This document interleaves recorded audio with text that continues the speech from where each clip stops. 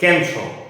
આજના વિડીયોમાં આપણે દિશા અને અંતરના અગાઉની પરીક્ષાઓમાં પૂછાઈ ગયેલા જે અગત્યના પ્રશ્નો છે એની ચર્ચા કરવાના છીએ. આની પહેલા મેં દિશા અને અંતરના ઓલરેડી 3 વિડીયો અપલોડ કરેલા છે, એકવાર જોઈ લેવા જેથી કરીને આપણે બેઝિક થિયરી અને પ્રશ્નોના પ્રકાર સમજાઈ જાય. હવે વધારે સમય બગાડ્યા વગર આપણે આજનો વિડીયો શરૂ કરીએ છીએ. આજના વિડીયોમાં આપણે 25 જેટલા અગાઉની પરીક્ષામાં પૂછાઈ ગયેલા પ્રશ્નોના સોલ્યુશન આપણે લેવાના છીએ. તો શરૂ કરીએ છીએ પહેલા પ્રશ્નથી. તો પહેલો પ્રશ્ન છે, અજય પશ્ચિમ તરફ 30 કિમી ચાલ્યો. કઈ તરફ? પશ્ચિમ તરફ. અને પછી ડાબી બાજુ વળીને 20 કિમી ચાલ્યો. તેણે ફરી પાછો ડાબી બાજુ વળાંક લીધો અને 30 કિમી ચાલ્યો. પછી તેણે જમણી બાજુ વળાંક લીધો અને ઊભો રહી ગયો. તો તે જ્યારે ઊભો રહ્યો ત્યારે કઈ દિશા તરફ તેનું મોં હશે? આ આપણે શોધવાનું છે. 2019 માં પ્રશ્ન પૂછાઈ ગયેલો છે. તો આપણે આ પ્રશ્ન સોલ્વ કરવા પ્રયત્ન કરીએ. સૌથી પહેલા આપણે જોઈએ કે અજય છે પશ્ચિમ તરફ 30 કિમી ચાલે છે. તો ચાર દિશા લઈએ તો આ બાજુ પૂર્વ થશે ને આ બાજુ પશ્ચિમ થશે. તો હું અહીંયા પિન પોઈન્ટ ગણું કે અહીંયાથી ચાલવાનું શરૂ કરે છે તો 30 કિમી પશ્ચિમ તરફ ચાલે છે. તો આપણે 30 કિમી લખ્યું. હવે ત્યાંથી તે ડાબી બાજુ વળે છે. ડાબી બાજુ વળવાનો મતલબ મેં આગળના વિડિયોમાં પણ કીધું છે કે ડાબી બાજુ વળવું એટલે એન્ટી ક્લોકવાઇઝ ચાલવાની વાત છે. તો અહીંથી ડાબી બાજુ વળે છે અને 20 કિમી ચાલે છે. એટલે આ સમજીએ 20 કિમી. ફરી પાછો તે ડાબી બાજુ વળાંક લીધો અને 30 કિમી ચાલ્યો. તો અહીંથી ફરી પાછું ડાબી બાજુ એટલે એન્ટી ક્લોકવાઇઝ એટલે આ બાજુ પાછું 30 કિમી ચાલ્યો. એટલે આ થશે 30 કિમી. પછી તેણે જમણી બાજુ વળાંક લીધો. જમણી બાજુ એટલે ક્લોકવાઇઝ એટલે કે આ બાજુ એટલે નીચેની તરફ જમણી બાજુ વળશે. આ તરફ વળાંક લે અને પછી એ ઊભો રહી જાય છે અહીંયા. બરાબર? તો જ્યારે ઊભો રહે છે ત્યારે કઈ દિશામાં એનું મોં હશે એવું આપણને પૂછ્યું છે. હવે અહીંથી આપણે જો ચાર દિશા નક્કી કરીએ તો આ થશે ઉત્તર દિશા, આ પૂર્વ, આ દક્ષિણ અને આ પશ્ચિમ. તો જોઈ શકો છો કે અત્યારે અજય આ જગ્યાએ ઊભો છે, મતલબ એનું મુખ કઈ દિશામાં છે? તો જવાબ થશે દક્ષિણ દિશામાં. એટલે કે આ પ્રશ્નનો જવાબ આવશે દક્ષિણ દિશા. ખૂબ સરળ પ્રશ્ન છે. મુખ્ય વસ્તુ છે સમજવાનું કઈ બાજુ વળે છે એનો મતલબ કઈ દિશા થાય છે. બરાબર? મેં આગળના વિડિયોમાં પણ સમજાવેલું છે કે ક્લોકવાઇઝ અને એન્ટી ક્લોકવાઇઝ શું છે, જમણી બાજુ અને ડાબી બાજુ છે એને તમે કઈ રીતે સમજી શકો છો. બરાબર? એકવાર ફરી વખત કહું છું, એ વિડિયો જોઈ લેવા. હું આજે વિડિયોની અંદર ડિસ્ક્રિપ્શનમાં એની લિંક આપી દઈશ અને સાથે સાથે એને સ્ક્રીન પર પિન પણ કરી દઈશ જેથી આપણે જોઈ શકો. બીજો પ્રશ્ન છે, દિયા સવારમાં બાગમાં ફરતી હતી. તેણે જોયું કે તેની સામેનો થાંભલો તેના શરીર પર પડછાયો પાડે છે અને થાંભલાની ટોચનો પડછાયો તેની આંખ પર પડે છે. તો દિયા કઈ દિશામાં મોં રાખીને ફરે છે?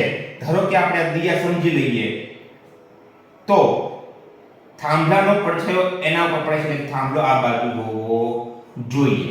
અને જ્યારે થાંભલાનો પડછાયો એના પર પડે છે મતલબ કે પડછાયો પશ્ચિમ દિશામાં પડે છે, સૂર્ય પૂર્વ દિશામાં હોવો જોઈએ જેથી એનો પડછાયો પશ્ચિમ દિશા તરફ પડે. તો ઓબ્વિયસલી દિયાનું મુખ કયા તરફ હોય? તો પૂર્વ તરફ હોય. મતલબ આ પ્રશ્નનો જવાબ થશે દિયા છે એ પૂર્વ દિશામાં મોં રાખીને ફરે છે. ખૂબ સહેલો પ્રશ્ન છે. આપણે એ પણ ચર્ચા કરી છે કે પડછાયો જ્યારે કઈ દિશામાં પડે ત્યારે સૂર્ય છે કઈ દિશામાં હોય. ઉદાહરણ તરીકે પડછાયો પશ્ચિમ દિશામાં પડતો હોય. હવે અહીંયા દિયા ઊભી છે તો એના મોઢા ઉપર કે શરીર ઉપર થાંભલાનો પડછાયો પડે મતલબ થાંભલો છે આગળની બાજુએ છે અને એનો પડછાયો એ દિયાના શરીર ઉપર પડે છે. તો એનો મતલબ છે પડછાયો આ બાજુ પડે છે. હવે અહીંથી આપણે ગણતરી કરીએ તો પશ્ચિમ દિશા થાય અને તો એનો મતલબ છે સૂર્ય પૂર્વ દિશામાં છે. અને એ પણ અહીંયા આપણને કીધું છે કે દિયા સવારમાં બાગમાં ફરતી હતી. ઓબ્વિયસલી સવારમાં જે સૂર્ય છે એ પૂર્વ દિશામાં જ હોય. તો સૂર્ય અને દિયાની વચ્ચે ક્યાંક થાંભલો આવેલો હોય જેથી થાંભલાનો પડછાયો દિયાના શરીર ઉપર પડે. તો દિયાનું મોઢું કારણ કે એની આંખ ઉપર એ થાંભલાના ટોચનો પડછાયો પડે છે તો એનો મતલબ એનું મુખ છે એ સૂર્ય તરફ હોય એટલે કે પૂર્વ દિશામાં હોય. તેથી આ દાખલાનો જવાબ પૂર્વ દિશા થશે. અહીંયા આપણે બે દાખલા પૂર્ણ કર્યા. હવે બીજા દાખલાની રકમ જોઈએ છીએ. ત્રીજા દાખલાની રકમ છે, એક માણસ પશ્ચિમ દિશા તરફ મોં રાખીને ઊભો છે. એ મોઢું રાખીને કઈ તરફ ઊભો છે? પશ્ચિમ દિશા તરફ. તે 45 અંશના ખૂણે ઘડિયાળની દિશામાં ફરે છે. એટલે કે ક્લોકવાઇઝ ફરે છે. ફરી પાછો એ જ દિશામાં 180 ડિગ્રીના ખૂણે ફરે છે. ત્યારબાદ તે ઘડિયાળની વિરુદ્ધ દિશામાં 270 અંશના ખૂણે ફરે છે. તો હવે તે કઈ દિશા તરફ મોં રાખીને ઊભો છે? આ આપણો પ્રશ્ન છે. તો સૌથી પહેલા પશ્ચિમ દિશા તરફ મોં રાખીને ઊભો છે એટલે માણસનું મુખ આ તરફ છે. હવે ત્યાંથી 45 ડિગ્રી અંશના ખૂણે ઘડિયાળની દિશામાં ફરે છે. તો અહીંથી આપણે પહેલા ચાર દિશાઓ બનાવી નાખીએ.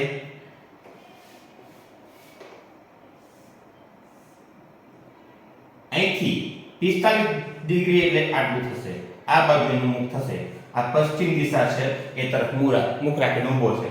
હવે ત્યાંથી પાછો એ જ દિશામાં 180 ડિગ્રી અંશના ખૂણે ફરે છે. મતલબ ફરી પાછો ઘડિયાળની દિશામાં 180 ડિગ્રી અંશ ફરે છે.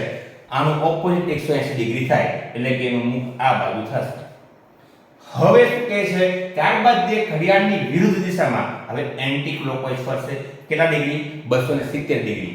મતલબ કે અહીંયાથી ફરી પાછો અહીંયા આવે એટલે 180 ડિગ્રી ફરી પાછા થઈ જાય. એન્ટી ક્લોકવાઇઝ ફરે અને અહીંયા આવે આ 180 ડિગ્રી થયા અને હવે 90 ડિગ્રીમાં બીજા ઉમેરીએ એટલે થાય 270 ડિગ્રી.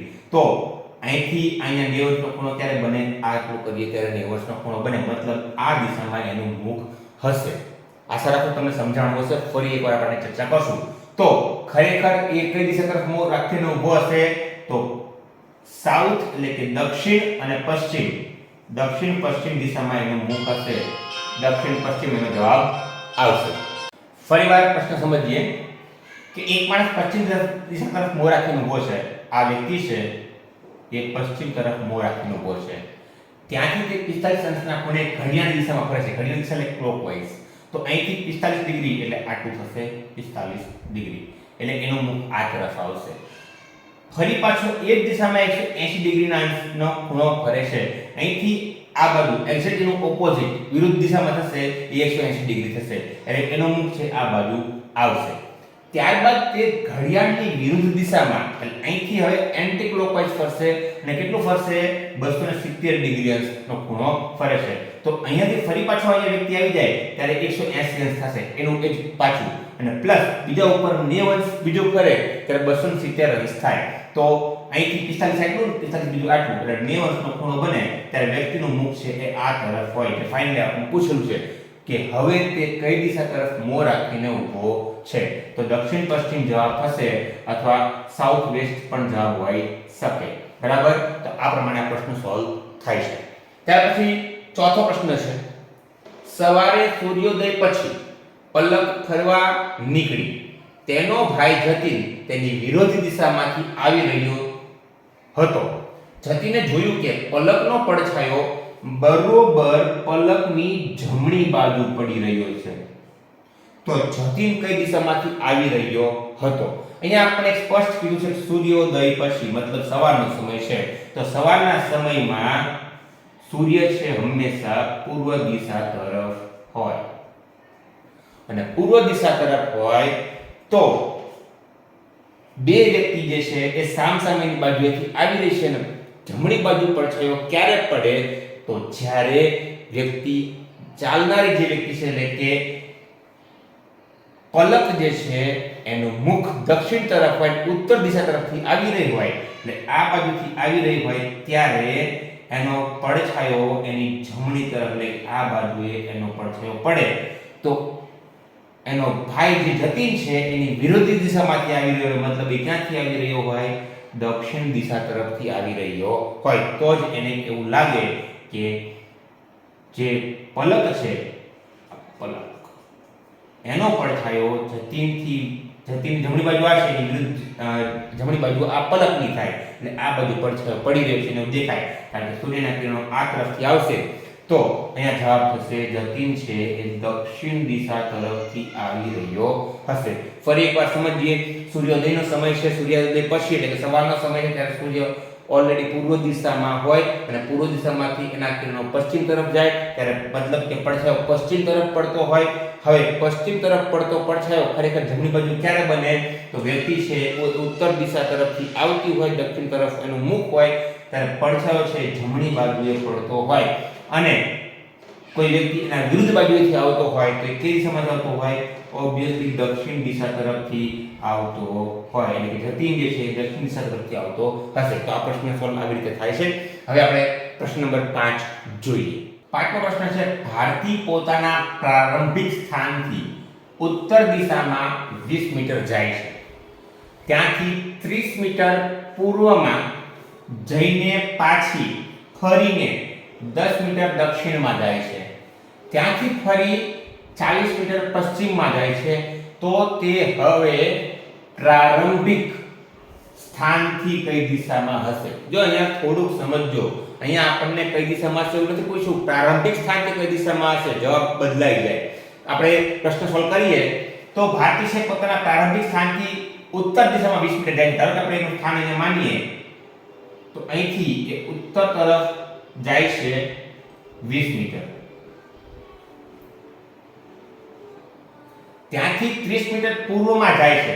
અહીંથી પૂર્વ એટલે પૂર્વ બાજુ આ બાજુ હોય છે, તો આ બાજુ એ 30 મીટર જાય છે.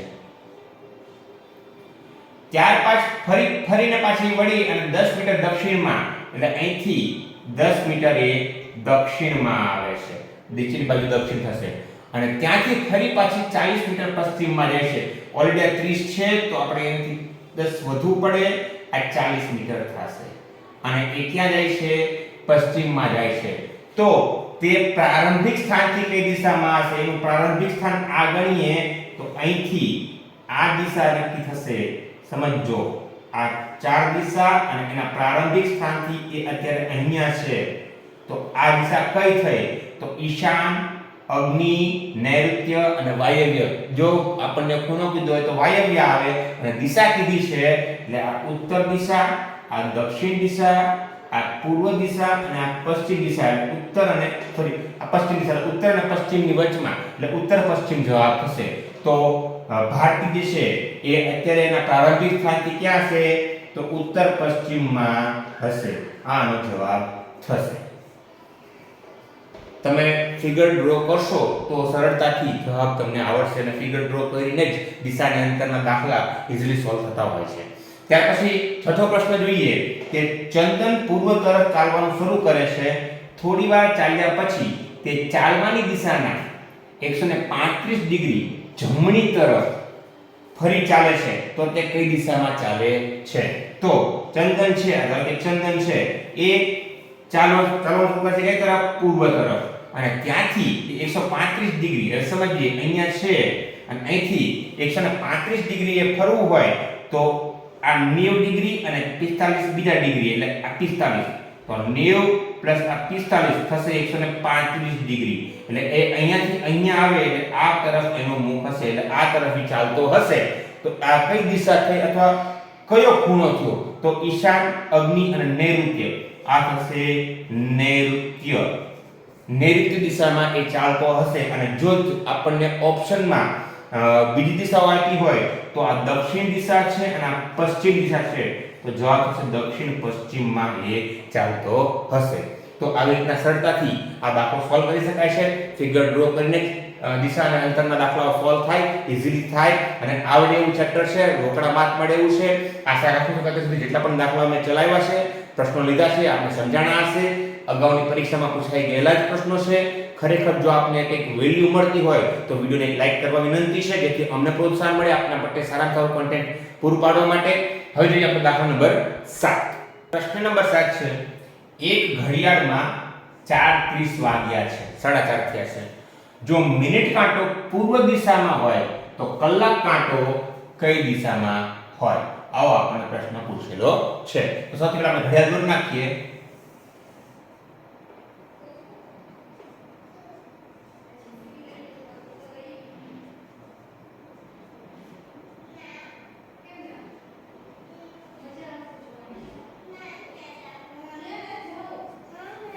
હવે 4:30 થઈ હોય મતલબ કલાક કાંટો 4 ઉપર હશે અને મિનિટ કાંટો 6 ઉપર હશે.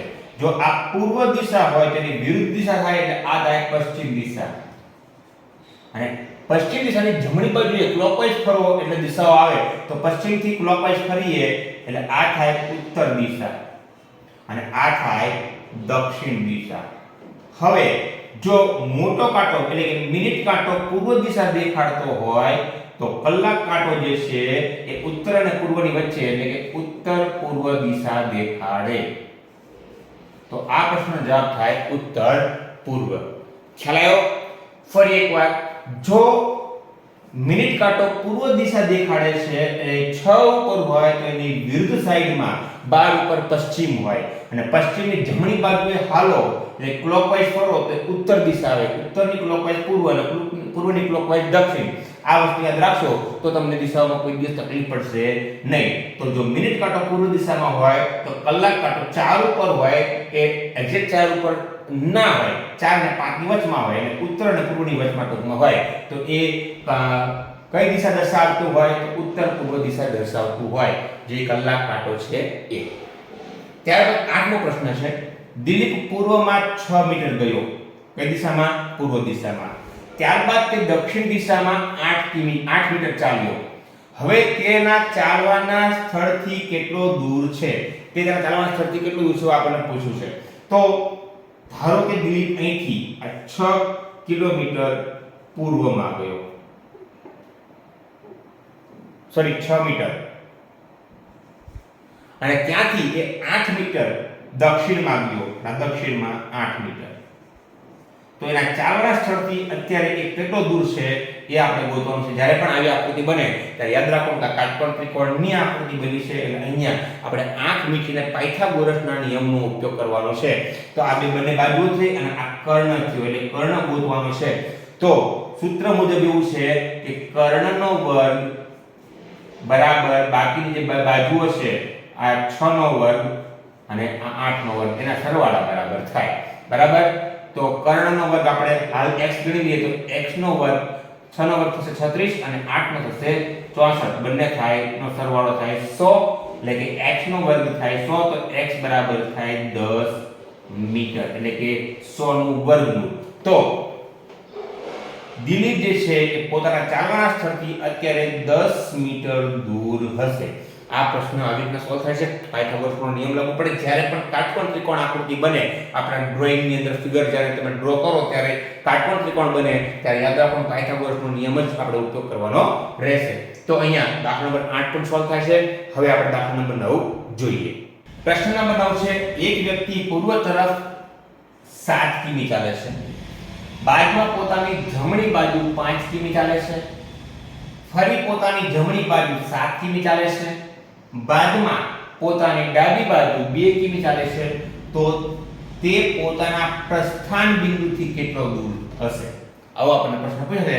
તો સૌથી પહેલા એક વ્યક્તિ પૂર્વ તરફ 7 કિમી જાય છે. વ્યક્તિ અહીંયા છે 7 કિમી એ પૂર્વ તરફ ચાલે છે. ત્યારબાદ પોતાની જમણી બાજુ 5 કિમી ચાલે છે. આપણે થોડું ઉપર લઈએ. અહીંથી 5 કિમી જમણી બાજુ ચાલે છે. 7 આ 5. ફરી પોતાની જમણી બાજુ 7 કિમી ચાલે છે એટલે આ બાજુ થશે. હવે તો આપણે ખ્યાલ આવી ગયો છે કે જમણી બાજુ એટલે ક્લોકવાઇઝ કરું છું એટલે હું ઝડપીએ કરી રહ્યો છું કારણ કે ઈઝીલી આપણને ખબર પડી જાય કે જમણી બાજુ એટલે ક્લોકવાઇઝ ને ડાબી બાજુ એન્ટી ક્લોકવાઇઝ. બાદમાં પોતાની ડાબી બાજુ 2 કિમી ચાલે છે. હવે અહીંથી ડાબી બાજુ એટલે એન્ટી ક્લોકવાઇઝ એટલે આમ થાય એટલે નીચેની બાજુ આવશે. અહીંયા અહીં ચાલે છે 2 કિમી. તો તે પોતાના પ્રસ્થાન બિંદુથી, આ એનું પ્રસ્થાન બિંદુ છે ત્યાંથી કેટલો દૂર હશે?